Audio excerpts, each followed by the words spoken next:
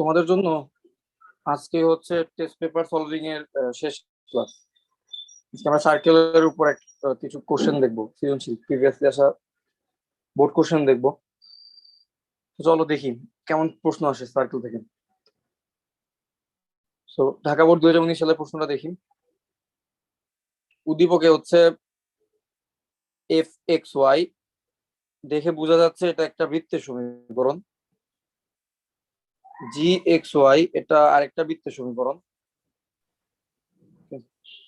আর H x Y বলতে যেই সমীকরণটা দেওয়া হয়েছে বা এক্সপ্রেশনটা দেওয়া হয়েছে, এটা আসলে বৃত্ত না, এটা একটা সরলরেখা।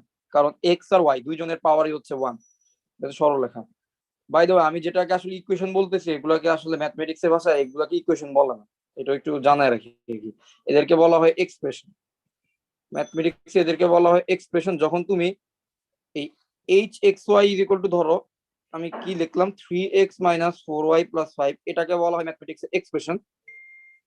ওকে, যখন আমি 3x - 4y + 5 = 0 লিখবো, সেটাকে ম্যাথমেটিক্সে বলা হয় ইকুয়েশন। ঠিক আছে, একটু সূক্ষ্ম পার্থক্য আছে, না জানলেও কোনো সমস্যা নেই, জাস্ট মাথায় রাখতে পারো এক্সপ্রেশন আর ইকুয়েশন একটু পার্থক্য আছে।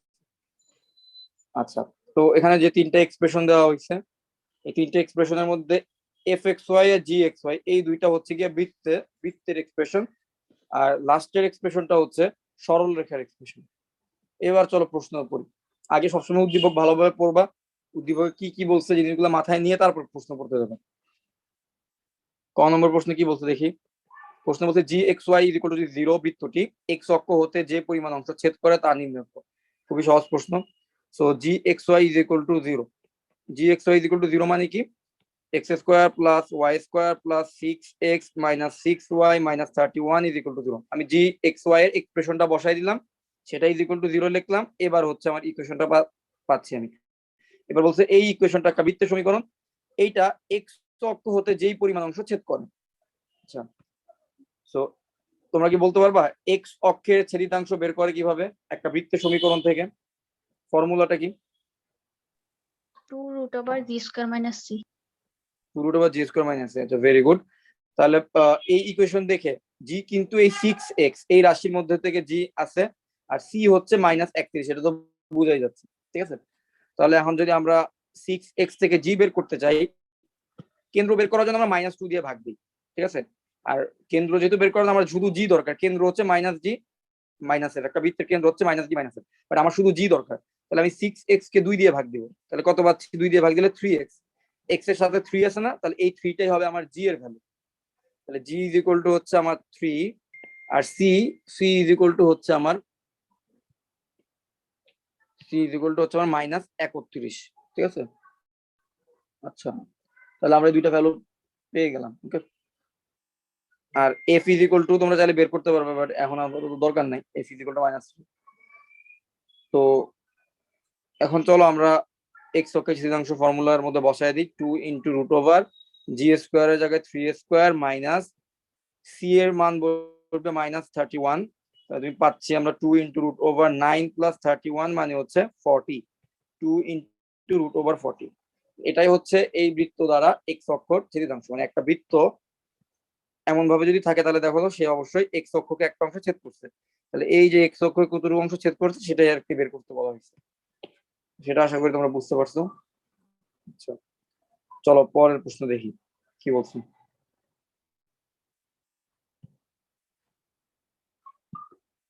পরে বলছে যে তোমাদের যে উদ্দীপকের যে দুইটা বৃত্তের সমীকরণ দেওয়া ছিল, এখানে বলতেছে যে এই দুইটা বৃত্তের সমীকরণ পরস্পরকে বহিস্থভাবে স্পর্শ করে, এটা দেখাইতে বলছে।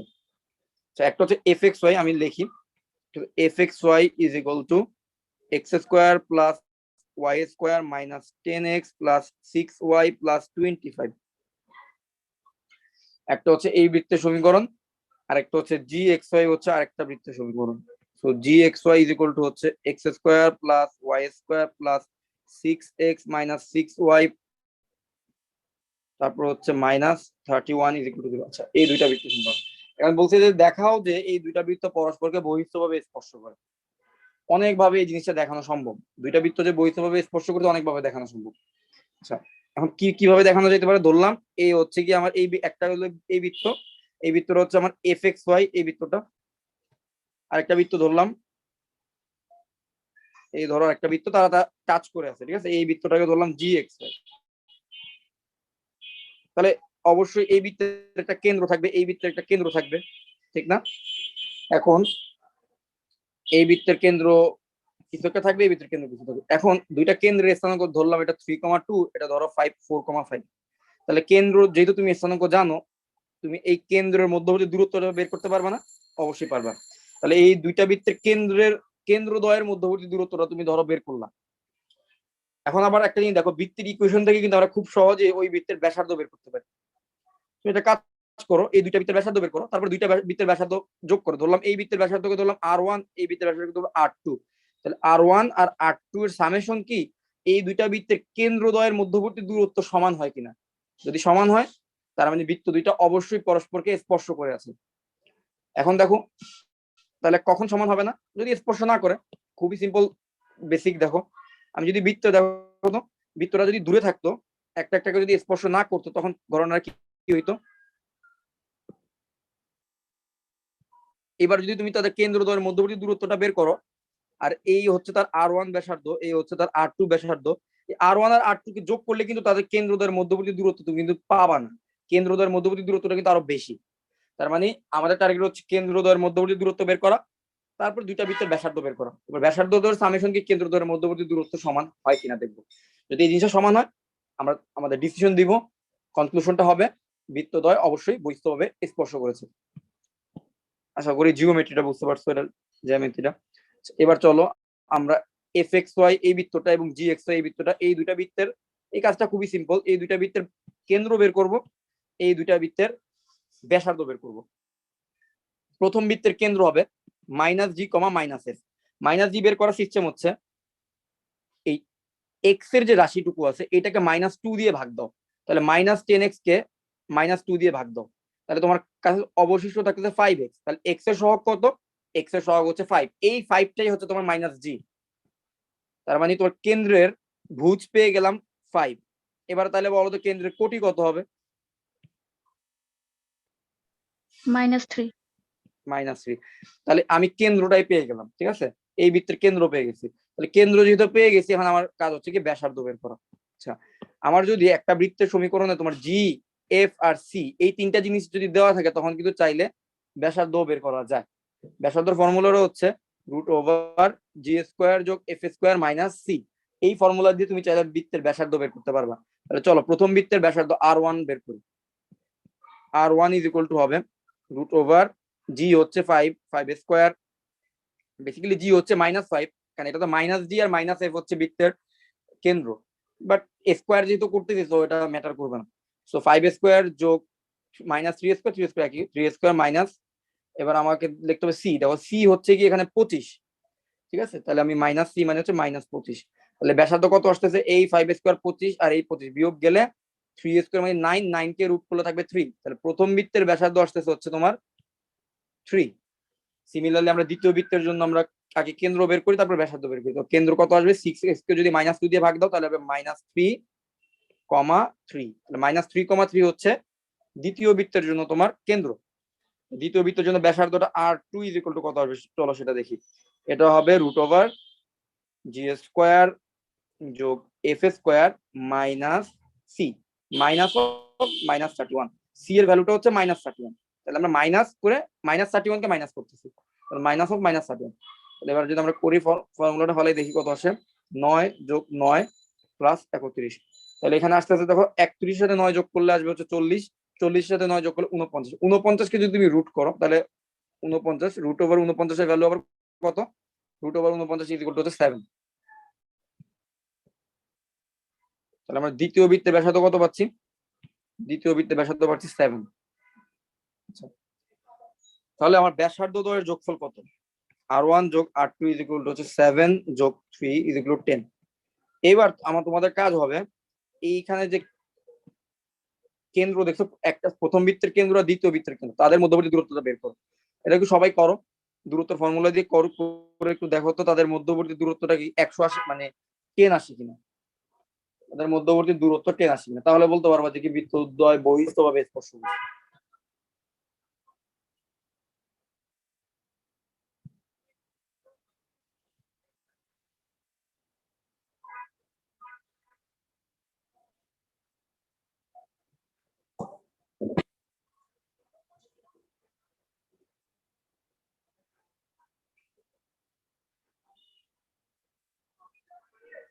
জি ভাইয়া আসে।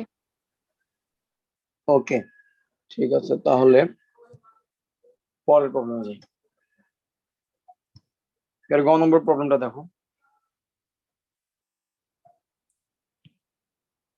তো গ নম্বর প্রবলেমে বলছে যে f x comma y is equal to 0 বৃত্তের দুটি স্পর্শকের সমীকরণ নির্ণয় করো যা এইচ এক্স ওয়াই কমা 0 এই সরল রেখার উপর লম্ব।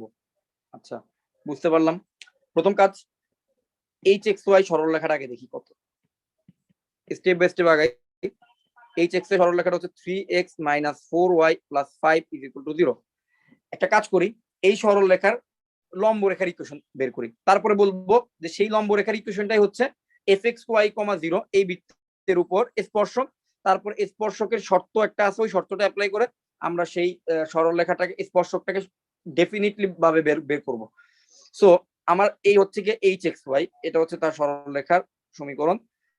বলা হয়েছে যে এই সরল রেখার উপর লম্ব এমন দুইটা স্পর্শক বের করো, ঠিক আছে? স্পর্শক সরল রেখা হয়, তাহলে এইটার উপর এইটার লম্ব রেখার সমীকরণ কত হবে? 4x - 3y + k = 0। 4x - 3y + k = 0। Very good. তার মানে এটা হচ্ছে আমার সেই বৃত্তের স্পর্শক, কিন্তু এই স্পর্শকের কে এর মানটা আমার হচ্ছে অজানা। তা কে এর মানটা বের করবো কিভাবে? যেহেতু বলা হয়েছে এটা fxy = 0 বৃত্তের স্পর্শক, তাহলে আমরা চলো ওই বৃত্তের এবার কন্ডিশনটা অ্যাপ্লাই করি। তাহলে আমরা প্রথম একটা পেয়ে গেলাম যে আমরা স্পর্শকটার মোটামুটি একটা সমীকরণ পাইছি, বাট সমীকরণের মধ্যে একটা আরবিট্রারি কনস্ট্যান্ট আছে, সেই কনস্ট্যান্টটাকে আমার ডেফিনিট কোনো ভ্যালু দিয়ে অ্যাসাইন করতে হবে, ডেফিনিট একটা ভ্যালু বসাতে হবে, কে এর একটা নির্দিষ্ট মান বের করতে হবে, ঠিক আছে? তাহলে fxy, 0 সমীকরণটা কি ছিল? x² + y² - 10x + 6y। fxy এই বৃত্তের সমীকরণটা হচ্ছে x² + y² - 10x + 6y, তারপরে কি ছিল +6 এ +25 = 0। একটু আগে হচ্ছে এই বৃত্তের বের করলাম, কি বলে, ব্যাসার্ধ বের করলাম, ব্যাসার্ধ বের করলাম। এই বৃত্তের ব্যাসার্ধ ছিল হচ্ছে তোমার 3 ছিল না? এই বৃত্তের ব্যাসার্ধ 3, এই বৃত্তের ব্যাসার্ধ হচ্ছে তোমার 3, তাই তো? আচ্ছা, এখন আমি তোমাদের একটু মনে করাই দিই একটা বৃত্তের স্পর্শক হওয়ার শর্ত কি। আমি জানি অনেকেরই মনে আছে, যাদের মনে নেই তাদের জন্য মনে করাই দিচ্ছি। একটা বৃত্তের স্পর্শক হইতে হইলে ওই বৃত্তের যে কেন্দ্র থাকে, কেন্দ্র থেকে ওই স্পর্শকের উপর যে লম্ব দূরত্বটা থাকে, কেন্দ্র থেকে ওই স্পর্শকের উপর যে লম্ব দূরত্ব থাকে, সেটা হচ্ছে ওই বৃত্তের ব্যাসার্ধের সমান হয়। তাহলে এই বৃত্তের ব্যাসার্ধ তো 3 আমি আগে থেকে জানি, এবং এই বৃত্তের স্পর্শকটাকে কিন্তু আমরা মোটামুটি আরবিট্রারি কনস্ট্যান্ট সহ বের করলাম হচ্ছে 4x - 3y + k = 0। 4x - 3y + k = 0, এটা হচ্ছে এই বৃত্তের স্পর্শক, বাট কে এর ভ্যালু এখনো জানি না। তাহলে আমরা যে কন্ডিশনটা অ্যাপ্লাই করবো সেটা হচ্ছে এই বৃত্তের যেটা কেন্দ্র, এখন দেখো বৃত্তের কেন্দ্রটাও আমরা বের করতে পারবো -g, -f।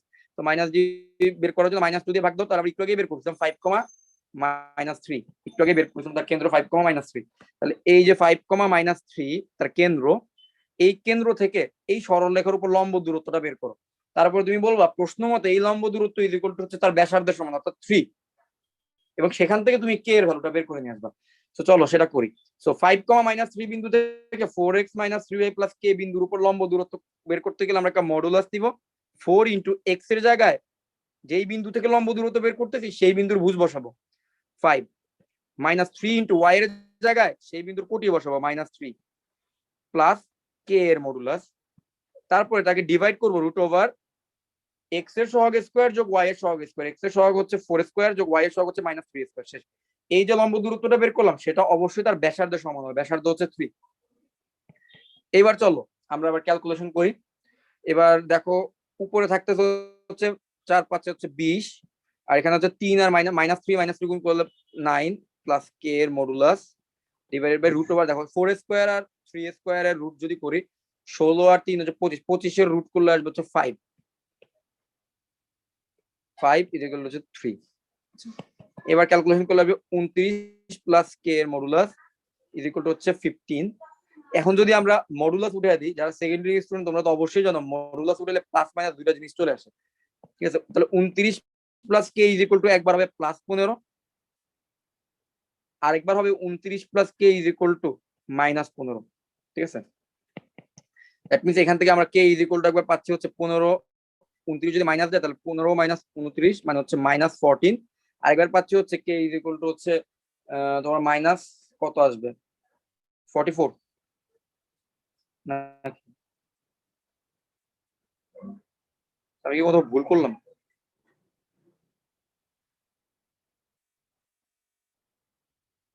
বৃত্তের হচ্ছে 5 মাইনাস 3, ঠিকই আছে। সরল লেখাটা হচ্ছে কি 4x মাইনাস, দেখি তো ভুল করছি কিনা।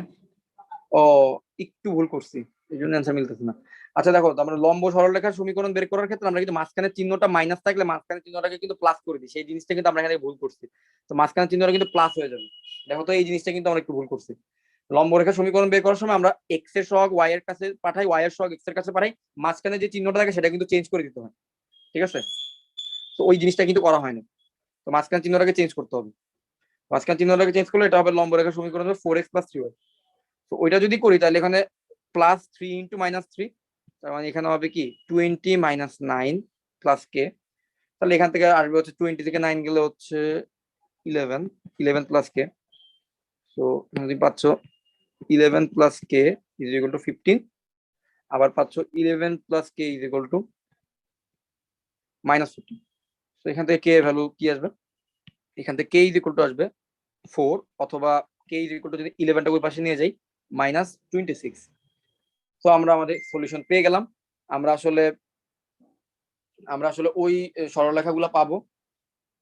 আমরা দুইটা স্পর্শক পেয়ে গেছি, কত আমার এই যে এইখানে যে আমরা ধরে নিচ্ছিলাম স্পর্শকের সমীকরণ। তো কে এর ভ্যালু হচ্ছে একবার বসবে কত 4, আর একবার বসবে হচ্ছে কত মাইনাস 26, এই দুইটা কে এর ভ্যালুর জন্য,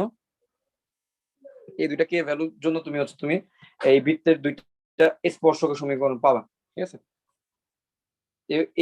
এই স্পর্শকগুলো হবে সেই স্পর্শক যেগুলো হচ্ছে তোমার h(x,y,0) এই যে সরলরেখাটা আছে এই রেখার উপর লম্ব। আমরা এই রেখার উপর লম্ব সমীকরণই ধরে নিয়েছিলাম। আশা করি প্রথম সৃজনশীলটা বুঝতে পারছো। আচ্ছা, পরে সৃজনশীলটা দেখি।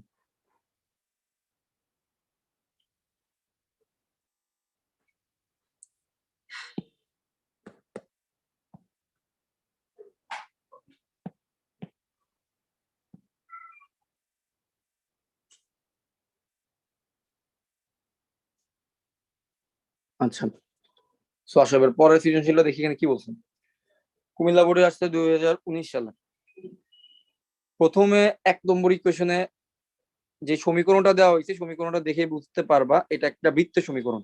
এক্স স্কোয়ার ওয়াই স্কোয়ার সহগ দেখো সেম, দুইটাই স্কোয়ার রাশি, এটা একটা বৃত্তের সমীকরণ, কোনো কনফিউশন নাই।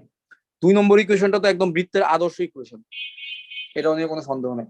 তাহলে দুইটা বৃত্তের সমীকরণ দিচ্ছি, গুড। তো এবার দেখি পরের কোশ্চেনে কি বলছে। তো ক নম্বর প্রশ্নে বলছে র্যান্ডম একটা বৃত্তের সমীকরণ দেওয়া হয়েছে x square plus y square minus 3x is equal to 0। এটা তো কার্টেসিয়ানে আছে কারণ এটার ভ্যারিয়েবল হচ্ছে এক্স কমা ওয়াই। এখন আমাকে বলতেছে যে পোলারে নেওয়া মানে হচ্ছে আমাকে এমন একটা সমীকরণ বের করতে হবে যার ভ্যারিয়েবল হবে আর কমা থিটা, ঠিক আছে? যার ভ্যারিয়েবল বা চলক হবে আর কমা থিটা। তাহলে আমার হচ্ছে আর কমা থিটা বিশিষ্ট একটা সমীকরণ বানাইতে হবে এখান থেকে। আচ্ছা, সেটা করার জন্য কি করতে পারি আমরা? পোলার আর কার্টেসিয়ানের মধ্যে একটা রিলেশন জানি, রিলেশনটা হচ্ছে x is equal to r cos theta আর ওয়াই ইজ ইকুয়াল টু হচ্ছে আর সাইন থিটা। তো আমাদের জন্য খুবই সিম্পল হবে, আমরা জাস্ট এক্স এর জায়গায় আর কস থিটা বসায় দিব, ওয়াই এর জায়গায় আর সাইন থিটা বসায় দিব। এভাবে করলে আমাদের সমীকরণটা পোলার সমীকরণে কনভার্ট হয়ে যাবে। তাহলে এক্স স্কোয়ারের জায়গায় বসবে r cos theta whole square plus y স্কোয়ারের জায়গায় বসবে r sine theta whole square minus 3 into r cos theta is equal to 0। তাহলে এখান থেকে কি পাচ্ছি r square cos square theta, তো আর স্কোয়ার যদি কমন নেই তাহলে হচ্ছে কস স্কোয়ার থিটা যোগ sine square theta minus 3 r cos theta is equal to 0। তাহলে আমরা সমীকরণ পাচ্ছি r square minus 3r cos theta is equal to 0। তাহলে এটাই হচ্ছে আমাদের বৃত্তের নির্ণয় সমীকরণ। আচ্ছা, এটাকে আরেকটু সিম্পলিফাই করা যায়, আর যদি কেটে দাও তাহলে তুমি লিখতে পারবে r is equal two 3 cos theta, r is equal two 3 cos theta. এটা হচ্ছে বৃত্তের একটা সমীকরণ, ঠিক আছে। আমি মনে পোলার বৃত্তের সমীকরণ তোমাদের শিখেছিলাম, তখন কিন্তু তোমাদের হয়তোবা r is equal to cos theta আকৃতির বৃত্তগুলা শিখছো, r is equal to sin theta cos theta. cos theta আকৃতির বৃত্তগুলো কেমন হয় সেটা নিশ্চয়ই জানো, এক্স অক্ষের ডান দিকে এরকম যে বৃত্তগুলো থাকে পোলারে আর কি, আর ইকুয়াল sin থিটা হইলে উপরের দিকে থাকতো এভাবে। যাই হোক, বৃত্তের একটা শেষ ক্লাসের মধ্যে এগুলো বলছিলাম যে পোলার বৃত্তের সমীকরণ কেমন হয় বা কিভাবে আঁকতে হয়, যদিও এগুলো থেকে খুব কোশ্চেন কম আসে। আচ্ছা, এবার আসো খ নম্বর প্রশ্ন দেখি কি বলছেন। খ নম্বর প্রশ্নে বলছে উদ্দীপকের বৃত্তদ্বয়ের স্পর্শ বিন্দুর স্থানাঙ্ক বের করতে বলছে। দুইটা বৃত্ত দিছে এখানে। এক নম্বর বৃত্তটা লিখি আবার, এক্স স্কোয়ার যোগ y square minus 8x minus 6y plus 16 is equal to 0। আরেকটা হচ্ছে এক্স স্কোয়ার যোগ y square is equal to 4। আচ্ছা, এই দুইটা বৃত্তের সমীকরণ দেওয়া হয়েছে। চলো দুইটা বৃত্তের সমীকরণ আগে আঁকি, তারপরে দেখি কি করতে বলছে।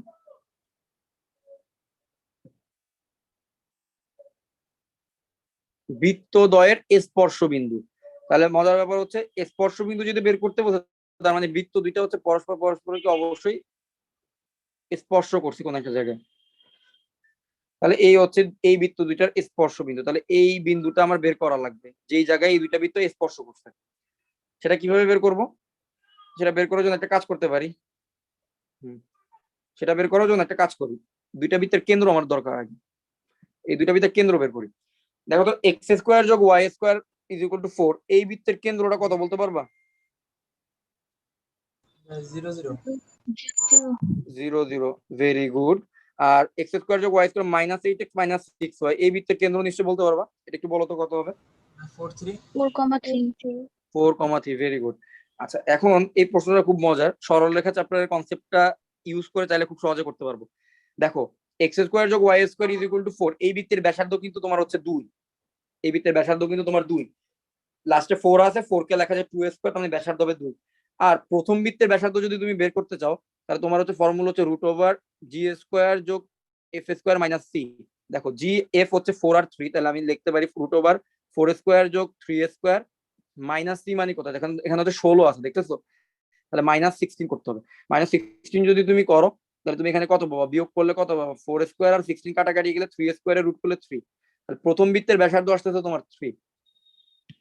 আমার আঁকাটা একটু ভুল হয়েছে যদিও, প্রথম বৃত্ত সেকেন্ড বৃত্তটার কাছে যাই হোক, এটা তোমরা বুঝে নিলেই চলবে। তাহলে দেখো এইটা হচ্ছে কি 3, ঠিক আছে। এই বৃত্তের ব্যাসার্ধ আসতেছে 3, আর এই পাশে ডান পাশে যে বৃত্ত আছে তার ব্যাসার্ধ আসতেছে 2। দেখো তো তোমাদের কি ওই যে অন্তর্বিভক্তকারী বিন্দুর কথা মনে আছে, ওই ফর্মুলাটা যদি আমরা ইউজ করি তাহলে কিন্তু আমরা এই স্পর্শ বিন্দুটা বের করতে পারবো, ঠিক আছে। আমরা অন্তর্বিভক্তকারী বিন্দুর ফর্মুলাটা ব্যবহার করলে এই স্পর্শ বিন্দুটা কিন্তু চাইলে বের করতে পারি। সেটা কিভাবে, সেটা দেখো, আমরা এই 3টাকে বলতে পারি আমরা m1, এই 2টাকে বলতে পারি আমরা m2। তাহলে m1 এর সাথে যারা আছে সেগুলো হচ্ছে x1 y1, আর এগুলো 0 0 হচ্ছে x2 y2।